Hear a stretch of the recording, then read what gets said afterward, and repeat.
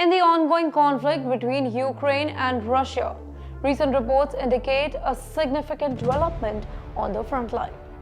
Russian forces have suffered a substantial blow, losing more than 1,000 soldiers in just 24 hours.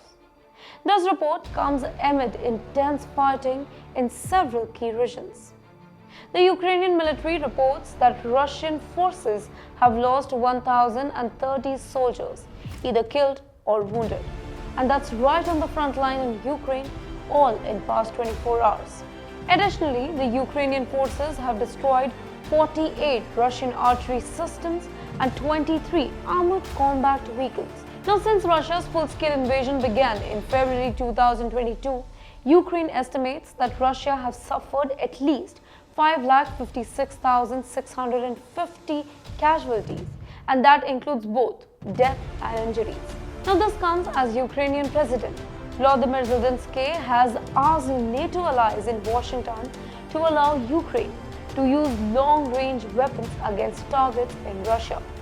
He believes that this could significantly make the course of war with Russia.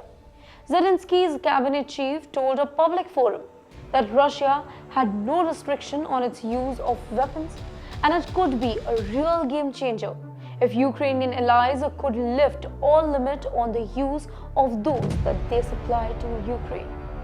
Now, at the summit in Washington on Wednesday, NATO member made a declaration supporting Ukraine. They promised more aid and pledged to support Ukraine's journey to becoming a NATO member. On the other hand, China has cautioned NATO against escalating tensions amid accusations from the Western military allies that Beijing is a key supporter of Russia's action in Ukraine.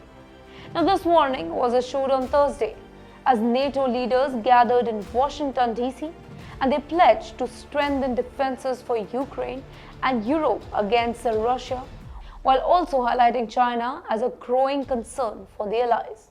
Though China, which has deep and strategic ties with Russia, has completely refused to condemn Moscow's invasion of Ukraine. They have presented itself as a neutral party in the war and says that it is not sending lethal assistance to either side, unlike the US and other Western nations. Now, Beijing, however, has offered a critical lifeline to Russia's isolated economy, with trade booming since the conflict began. Now, how far this war will go, only time will tell. But till then, do follow India.com's international affairs for more such updates.